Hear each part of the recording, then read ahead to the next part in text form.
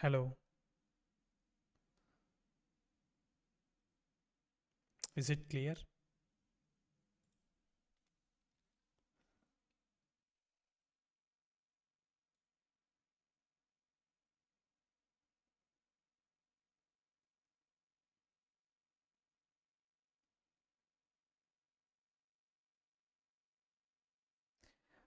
I hope I'm audible right now. Yeah, I could see the chat window appearing on the screen and I'm able to hear myself clearly. That's fine. All right. Um, let's see.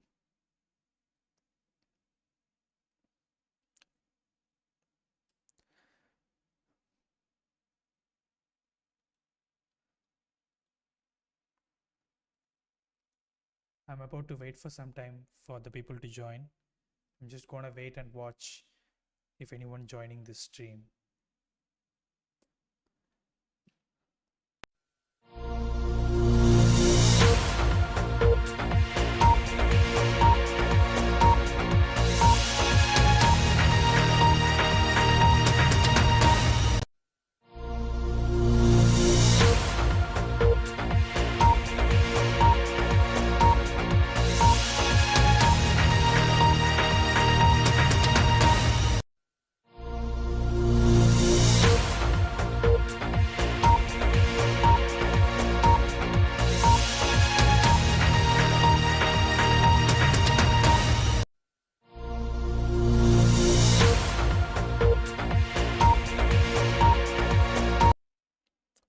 Um, all right. Okay. Um, I have no aim. This is actually an aimless stream. I don't have any plans for this. It's gonna be a brief stream as well. Uh, I just wanted to engage with you people after a while. I hope it's been a long time. I took nearly 3 months to make this stream. A lot of things happened in between, and I agree. I confess that I haven't been consistent throughout my YouTube journey, which I need to improve a lot. So I agree that, and yeah, as I said, I have no plans. I just wanted to have a a good conversation with you people. So that's why I'm here. So I'm gonna wait for a while for someone to join and have a chat. Um, yeah, let's wait. What else can I do meanwhile? Um, all right. So let's do some constructive things like I'm actually planning to showcase my Twitter feed where I can scroll through and I can find some interesting stuffs about the infosec. So I'm just planning to do that. Let's see how it goes. Hope you're able to hear me clearly. If you are watching, then uh, please let me know if you find any noise or any uh, screen issues. Now, yeah, see, here is my Twitter page. Hope my camera angle is fine. All right. Let's see. Actually, I've been following this guy, Nicholas Crassus. Seems to be a senior folk, head of threat and vulnerability management. New AMSI bypass technique modifying CLR.dll in memory. Anti-malware scan interface bypass technique. Interesting stuff. Uh, I want to tell you one thing that Twitter is actually a beautiful place where you can learn plenty of things about cybersecurity. The security researchers across the globe, they tend to be active. They actually you know they actively publish their blogs, their research papers, their uh, their the contents created by them. They used to post those things frequently. So I really found this uh, Twitter very useful. I've been following uh, some security researchers, and from them I've been learning plenty of things. So I need to agree on that. So I just wanted to showcase what are the things that I'm getting in this Twitter from Twitter. Look at this. Yeah, this is just a first post that I witnessed on Twitter, and it turned out to be an interesting one. New AMC bypass technique modifying CLR.dll in memory. I literally have no idea what it is all about, but some antivirus, some Windows Defender bypass stuff uh, that really triggered my interest. You see the table of contents given here. Looks like some low level stuff, how it works. So looks like a detailed blog, and they developed some disassemblies, I suppose, and some, yeah, looks like a code block which I don't understand. It's literally an advanced stuff, I would say. Get proc address. So they are trying to get the process details. um, Implementing bypass. There are three primary ways that I wanted to use to bypass this technique as part of a native Spectre Insight.NET loader, C# loader. A lot of things to understand. As I said, it's going to be a brief stream. I just don't want to uh, waste my time uh, uh, by reading this. I mean, I don't mean that. I need some time. If I want to spend, if I want to explore this in detail, then I need to spend more time on this. But the time I don't have right now, so I'm just bookmarking it so that I can go through this in future. Hopefully, I can create it as a content to you. Let's see. uh, Elon Musk. This guy has been uh, putting bunch of posts every day. Um, of course, it's owned by Elon Musk, so it is his platform. We are the visitors here. Reverse engineering Sega channel game image format. All right. Looks like John Hammond came up with an interesting one. I stole my own Reddit account. A session hijacking demo with background context on cookies, initial access via LNK Cradle, running customer info stealer in payload, and full of takeover. Oh, all right. Some spooky stuffs. Looks like some account hijacking stuff posted by him. Let's see. So I need to watch this video. Then EAD internals.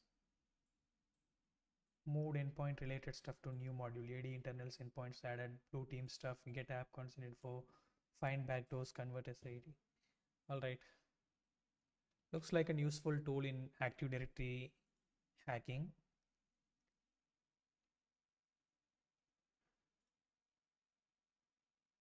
Seems to be a useful one. Moving forward, I wanted to talk about this one. Hack the Box certification, a new certification introduced by Hack the Box. Hope you know that the Hack the Box has been offering certifications for security researchers, and they started offering a new certification called CAPE, HTB CAPE. It is actually exclusive certification for Active Directory hacking. So if you are if you are someone who used to do bunch of Active Directory hacking, then I think this certification is for you. Completely end to end, only about Active Directory hacking. So I recommend, if you are an Active Directory enthusiast, then this certification is for you. I would highly recommend. And also, there are some modules in Hack the Box Academy. uh, I think I got a message from Rohit. Hi Rohit, thanks for joining the stream. I'm talking about the Hack the Box certification that they offered newly. They started offering newly, HTB Cape, and you see the kind of a syllabus, kind of the contents of this certification. Like, you can learn these things from this certification. Predominantly Active Directory, of course, some Windows evasion, lateral movement, post exploitation stuff. Hmm. All right. What else? Rustive dump. LSAS memory dumper using only NT APIs, creating a minimal dump built in Rust. All right. There are bunch of tools available on GitHub uh, made for this LSAS dump. Uh, if you are a red teamer or penetration tester, once CV is released, how bug hunters are finding the targets and exploiting quickly via Senses. Any tips for it, bro? Um, okay. Once CV is released, how bug hunters are finding the targets? Um, I think I'm not a bug hunter, but what I'm thinking is bug hunters' job is to find a new CVEs or new vulnerabilities. CVE is something like kind of an identity given to a specific flaw. Uh, if you are a bug hunter, then your duty is to find a new bug on your target. That is not something uh, you are exploiting a bug which is already spotted by someone. The bug hunter's role is to find a new flaw, a valid one, a new one, kind of a 0 day. So that is the role of a bug hunter, I suppose. And I don't think uh, it is about exploiting the existing CVEs, right? And also you mentioned about some open source intelligence tools like Shodan Senses. Uh, yeah, those tools play a huge role in information gathering. If you are in a pace of information gathering, where you are trying to gather information about your target, you want to know more about your target, uh, you can passively query about your targets on these platforms. So that is my idea about Shodan and Senses. And not only those two platforms, apart from that, there are some tools, some useful tools like Maltigo. I have used the tool before. Let me show it to you. So here is the tool. You can download it and use. The beauty of this tool is you can, when you are using this tool, you'll be able to fetch details from multiple APIs. For example, if you want to get some information from VirusTotal, then you can able to associate VirusTotal with this tool Maltigo. So it will query the VirusTotal API and fetch the information for you. So that's the thing about this Maltigo. I'm just bringing it to you, the tool Maltigo. If you already know it, fine, totally. Those who don't know about this, I'm just bringing. I found that tool was very useful. So that is, I think, that answered your question. I was talking about this LSAS memory dumper. Um, if you are a penetration tester or a red teamer, then you know the importance of dumping the LSAS memory. So looks like a tool written in Rust. Rust is actually uh, a memory safe program they call, and also uh, it is actually a new kid in the block. I don't know when they developed Rust, but it's kind of least explored language, I would say.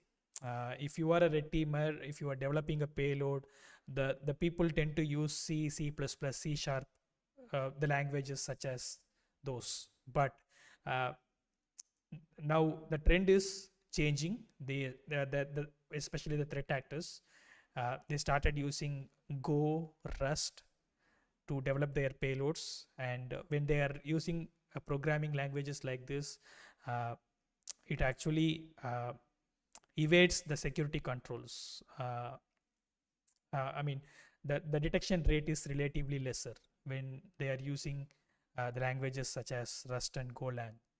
Uh, so that's the point. And this LSAS memory dumper is written in Rust, so that is actually a good thing.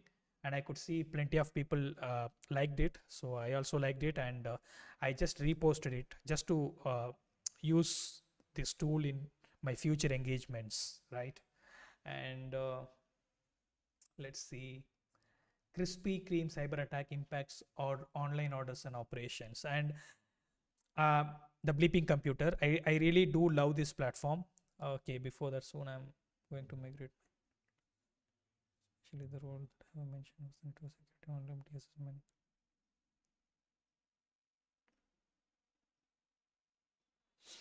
Uh, First of all the best, Rohit, for your new challenge, security operations specialist.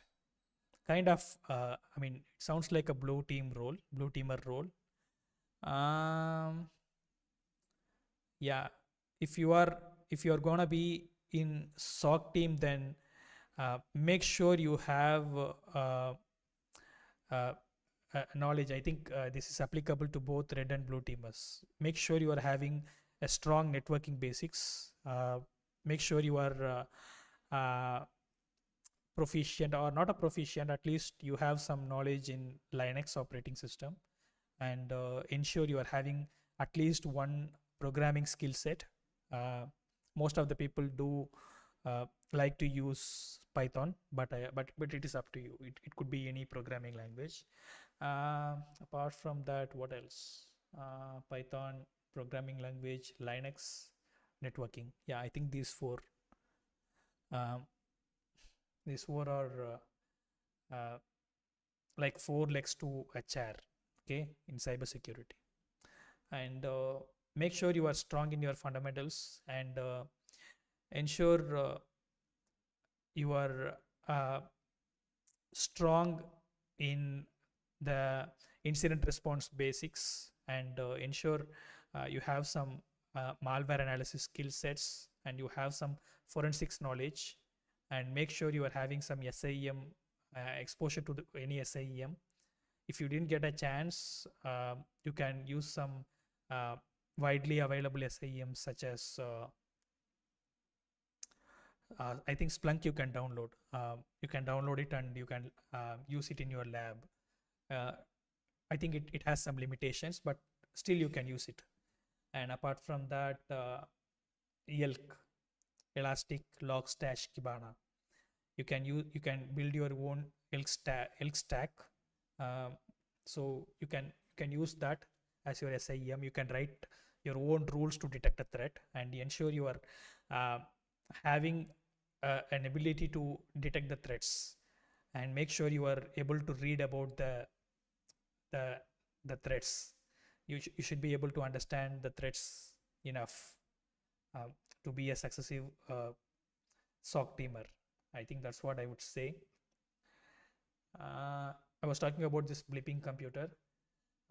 Bleeping computer is actually uh, a good platform. I mean, not good. It's actually a beautiful one, where you can learn the trends, the recent happenings in cybersecurity. And you can see there are a bunch of blogs. They cover all the recently happened cyber attacks, critical patch updates, critical vulnerabilities, 0 days, uh, critical malwares that found recently. So it is actually like a gold mine for uh, I mean, for a person in cybersecurity who wants to learn recent happenings. right? So I need to create a separate stream for this bleeping computer news reading itself, because there are plenty of things. It is not going to end even if I create one stream. Um, they keep updating these posts every day, so I really do love reading them.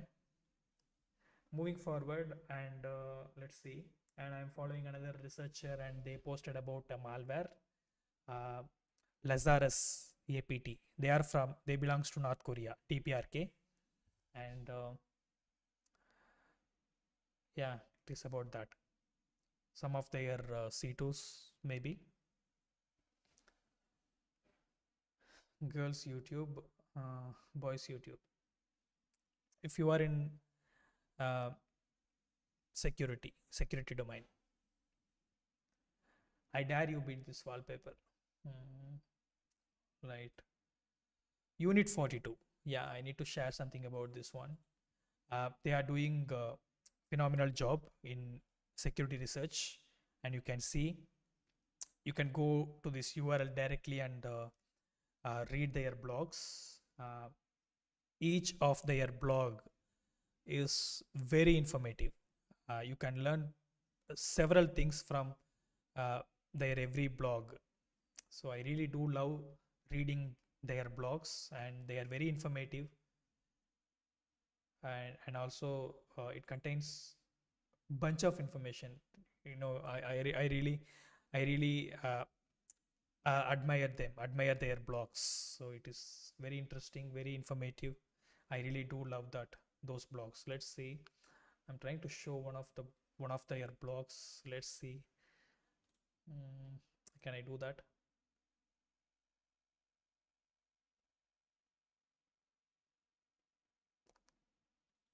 Threat research.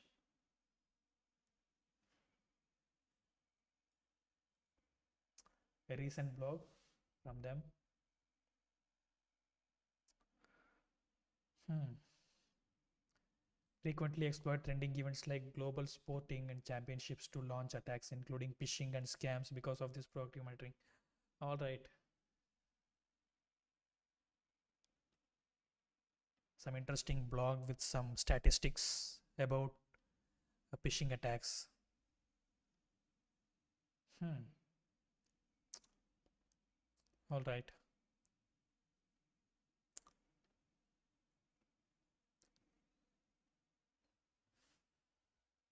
You see, there are there are plenty of things given here.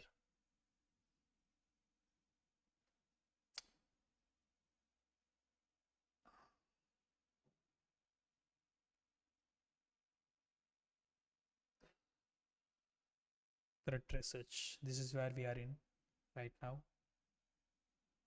View all research.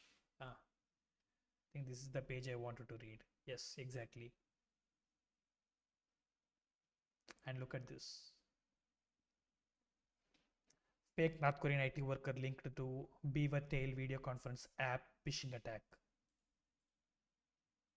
Another interesting, another cyber attack blog, again related to North Korea. Fake North Korean IT worker linked to Beaver Tail video conference app phishing attack. Um, I could see bunch of blogs stating that uh, the attacker is from Russia, attacker is from North Korea, attacker is from China. Uh, they frequently mention these countries whenever they are uh, uh, bringing any cyber attack to the limelight. But I don't know, really they are doing that, because especially if you say North Korea, uh, I don't know uh, what my perception is. They actually they strive to fulfill their basic needs. Actually, they actually uh, struggling to live their daily life. They are actually in poverty. I guess they are in poverty, the North Korean people especially.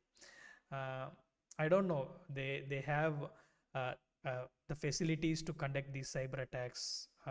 That is still not clear to me. I don't know how they managed to pull it off against a giant uh, cybersecurity infra. uh, I still suspect whether these news are true or someone is trying to frame these countries.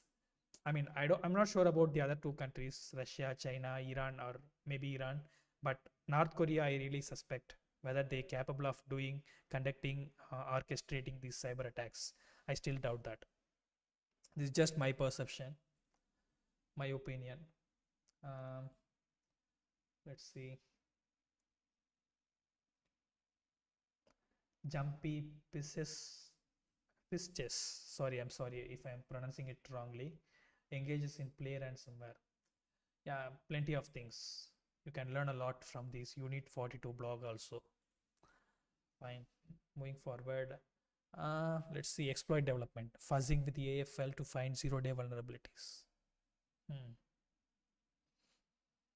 I wish. I wish I need to read this. Let's see.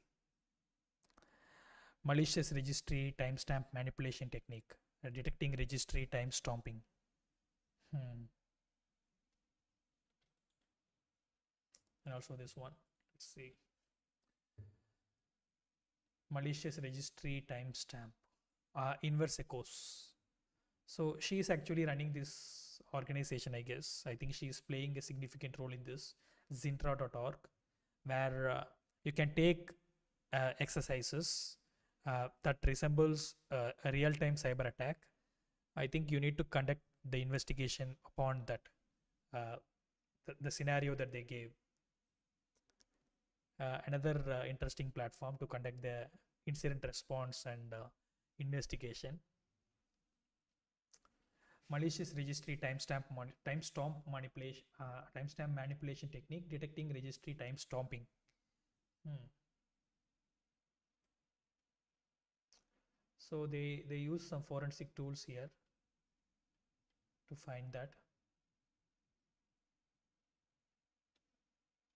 because I'm pretty sure they used this. They got these screenshots from some Eric Zimmerman's tools. All right, let's see another one.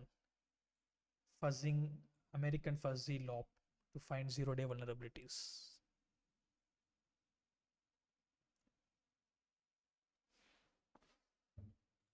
I'll do one thing. I'll repost this so that I can refer it later.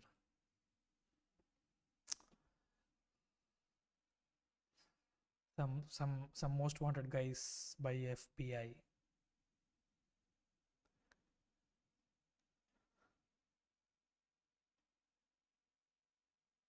Attackers can use QR codes to bypass browser isolation and establish C2.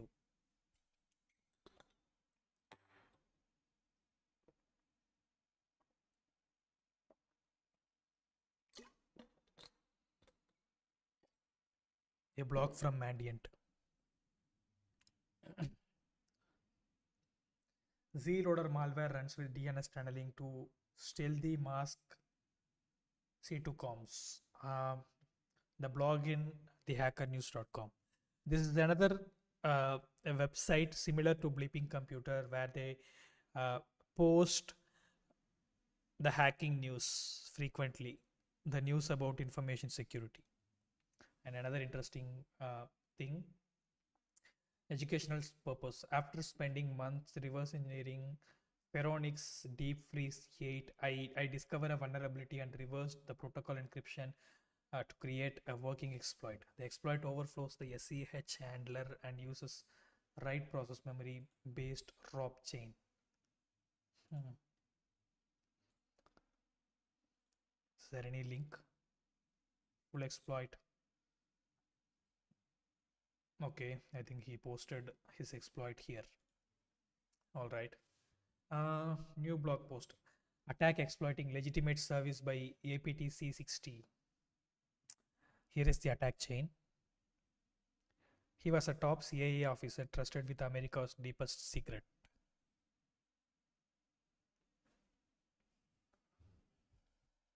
President-elect Donald J. Trump is named Time Person of the Year. All right. Val hub. This is your yearly reminder to repo. The repo exists. If you ever needed environment for the CVE POC to run on, and it's a lifesaver. What is that? Pre-built vulnerable environments based on Docker Compose. Oh, wow. And look at this. They do have a directory for each vulnerability and product. See, Nexus, Nginx. Let's see what is there in the Nginx. I see plenty. I see a couple of vulnerabilities here. They have some Docker Compose files. So what you can do, you can simply download this and recreate the vulnerable environment just in a seconds with Docker Compose. Wow, a useful one.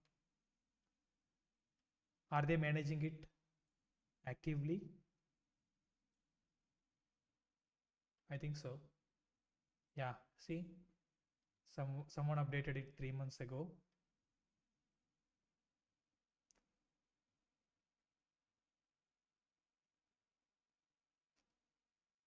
I don't think they are updating it frequently, but they did it 3 months ago.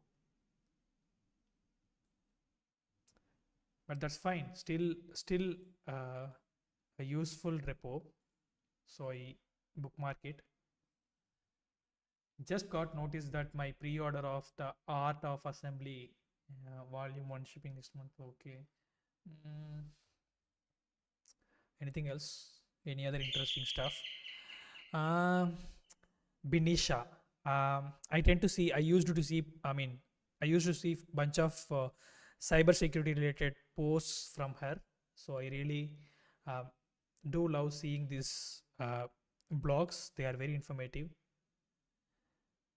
She actually repost the blogs from others. The art of attribution, PIC library, Rust for C developers. What this has giving to us. So it teaches some Rust basics. If you are already a C developer, then this is for you, I suppose. And integrity. They actually post an image like this. So it is actually a Flask web application code, and they ask you to find vulnerabilities out of it. So another important and incredible stuff, you can simply copy this code and recreate it and try to exploit the vulnerabilities in this. Let's see, I'll give a try. So it's a Flask application. They are importing SQLite. They are using SQLite here as a database. They are actually importing operating system, which is quite weird because they are executing some OS commands in this web app. What kind of things are they? So when they access the search path with the get method, they are okay, some search query arguments. So it is getting some search query arguments. Argument called Q, I guess. The parameter called Q, and you can give your query here, and it is connecting the database.db, and let's see. All right, directly SQL injection. If you see, they're using the F string here.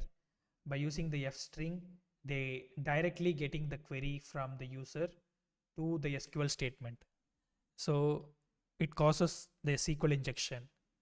So it is susceptible to SQL injection. They might have used the stuffs like parameterized queries, and there are a couple of other things to avoid this SQL injection, but they directly substituted the query in the SQL statement. So which is quite dangerous, and it causes SQL injection apparently. Render template string, result of a query. All right, SSTI, server side template injection, I guess, because again the query is controlled by an end user. The end user can change a query. End user can query whatever they want. Since it is not controlled by the web app, it is often considered as a sensitive parameter. And when the sensitive parameter is substituted in some sensitive statements like SQL statement and some templating functions, then it obviously will cause uh, it obviously would cause severe consequences, right? um, let's see, debug equal to true. I think this is also another interesting stuff to look and see. SQL injection, they said cross-site scripting because here someone can inject the HTML code. So all right, that debug equal to 2. Yeah, this is another worrying sign in this code. Q user input debug. Okay, that is not a server-side template injection. I think this one, most of them saying it as cross-site scripting. Yeah, because it is not having any sanitization to filter the uh, HTML statements. If you're able to inject the HTML statements here, then uh, we will be able to steal the cookies if the website is used by the administrators as well. Uh, we will be able to steal their cookies. So that is one of the main objectives of cross-site scripting.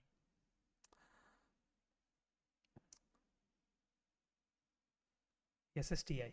So he mentioned SSTI. Oh, okay. I earlier mentioned that, but I still doubt that. I don't know how to exploit that. But see, XS is paired with SSTI and SQL due to improper validation of input. All right. I think we did a good job. I guessed most of the things except that cross-site scripting. But still, yeah, a good one. Decrypting full disk encryption with dissect. Lot of things. It's like a never-ending blog, and I recently found this a cool guy's YouTube channel, and she was talking about this Convo C2. I really came across this C2 in recent times, and also I've came across a couple of blogs related to Teams hacking. So if you are in an organization, they widely use the Teams as their collaboration software, right? So the threat actors found a way to do the phishing kind of attacks in this through this Convo utility. So they can target your Teams account. They can lure you through Teams. So I think it's a good topic. I can really make a content, an exclusive content on this, maybe in future. Let's see. And one more thing, look at this one, Humble Bundle. I wanted to inform this. Uh, the books published by No Starch Press. The books related to hacking, operating systems, are programming languages are really worthy. They contains bunch of information. Uh, the books published by No Starch Press are really worthy, and you can I bet you can invest your money against these books. And you see, if you can't afford to buy their books, if you feel it's very expensive, then this is for you. And here is a page called Humble Bundle, and you can access their websites, and they tend to sell a book bundle in an affordable price. And this is one of their ongoing offer on the hacking books bundle. And you can see it contains plenty of No Starch Press books for an affordable price. And you could see this, you will get all 18 items for $36. If you can only pay $18, then you will get 12 items in this. You see the list of books that you can get, and you can pay even $10 or even $1 just to get access to these books. But if you pay $36 minimum, then you can get access to all these books. That is quite